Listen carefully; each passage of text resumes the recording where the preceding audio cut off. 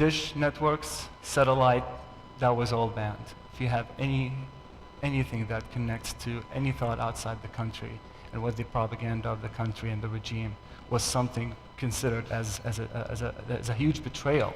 You're betraying your country by even showing interest in such thing.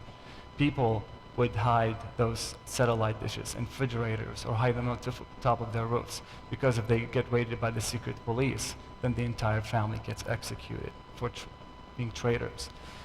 The regime instilled it within people since high school. Everyone that joined Ba'ath and everyone who tried not to join the Ba'ath, it was a message. It was subliminal. It was straight. It was everything. That it's okay to rat out your fellow citizen, say if they have a satellite receiver, because they're not being patriots.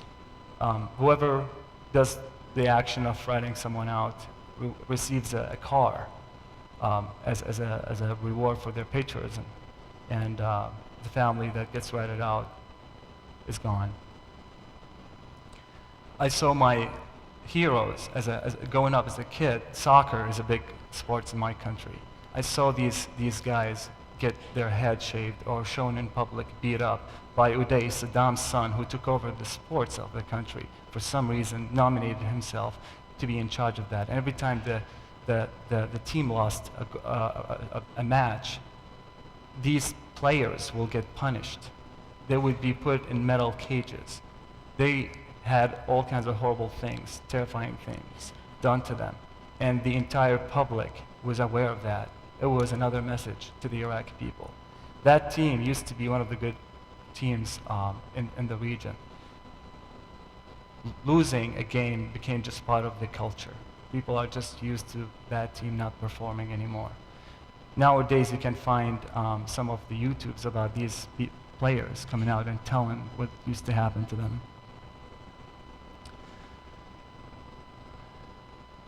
In 2003, I was finishing my master's program, and a bunch of what we call them college security came into the classroom and took me out, and I was taken into, we call them the security, but they're a form of a secret police designated to track the people in Iraq. And I was confronted with the fact that 4 times throughout my lifetime since high school, I have been asked to join the Ba'ath Party, and I always stalled or claimed that I've joined somewhere else and I haven't actually joined. When you graduate with a master's degree or above in Iraq, a high member of the regime has to sign off on you graduating, and this is how they caught my file. There was no way out of this. I was considered a traitor, and it was an outrageous thing to happen, because if I got away with it and people hear about this, they'll do it again. They had to weed out some rebellious action. And I was sentenced to go to a political prison, and that means one end. When I was in prison, the U.S. military broke into Baghdad, and a lot of the facilities in Iraq got abandoned, and the regime fell apart, and that's how I gained my freedom. And I got out of there. I made it home. My family was still not believing that I'm still alive. Neither did I. I was waking up from a shock. I was mad at the world. I was mad at everyone.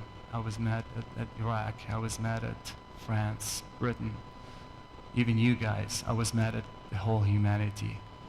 What happened in that prison was not human, and I didn't do anything to deserve it.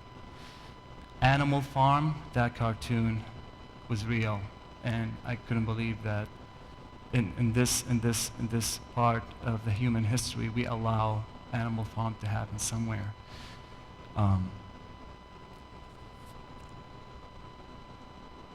It was a wake up moment for me. I connected with some other person that I did not know who he was. I was very angry and feeling all kinds of negative feelings. I even felt like revenge, but I didn't even know who to revenge, who to vent against.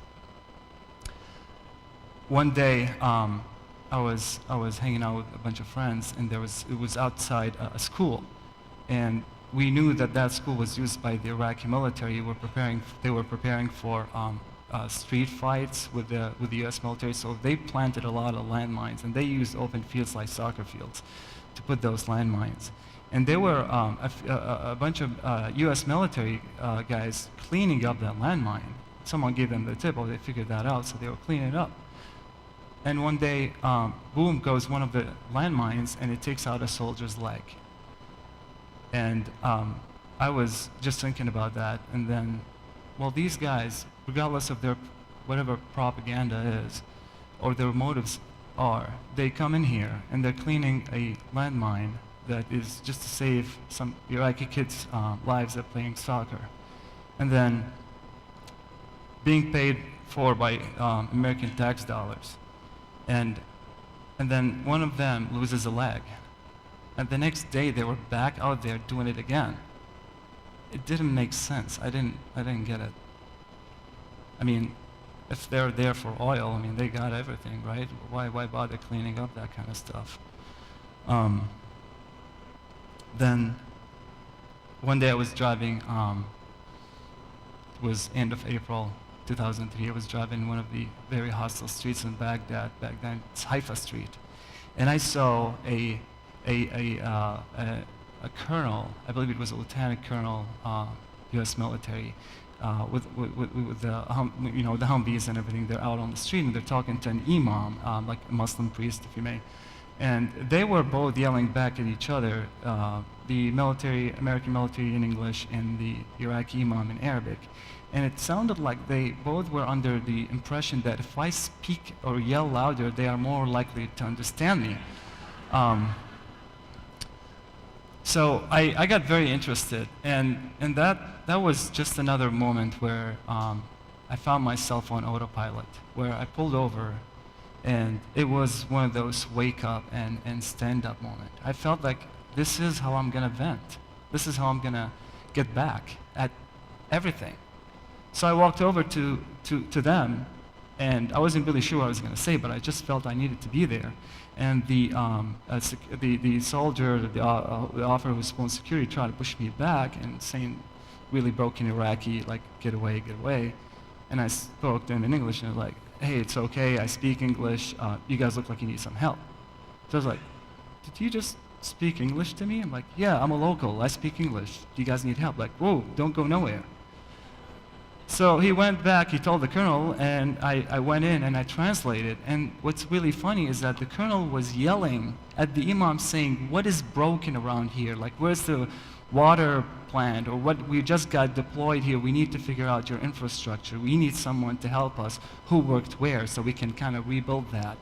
And the imam was saying, like, things to the extent of, like, you guys are there, why are you here, what do you want from us, go, they were totally on different pages where they really were on the same page.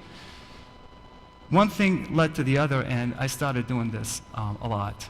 It started on volunteer basis, but then there were more mechanisms put in place where the military would hire locals as interpreters, and then started a wave of more interpreters going in to help out building those bridges. I started working with civil affairs, and we were driving around, and all we did is fixing schools. We went around literally just seeking out schools, seeing what they want to do, what they need, and we replaced it, even sometimes on standards better than theirs.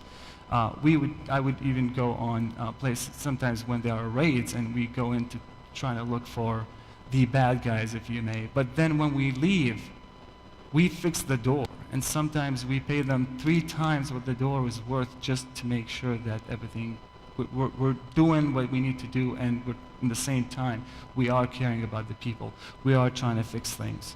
I had a lot of times when we would get attacked by my own people, not necessarily my own people, but I would feel ashamed. I would feel ashamed that this is happening to these guys when they're trying to rebuild my country, and they're doing this for us. And not a whole lot of us are standing up and helping with it.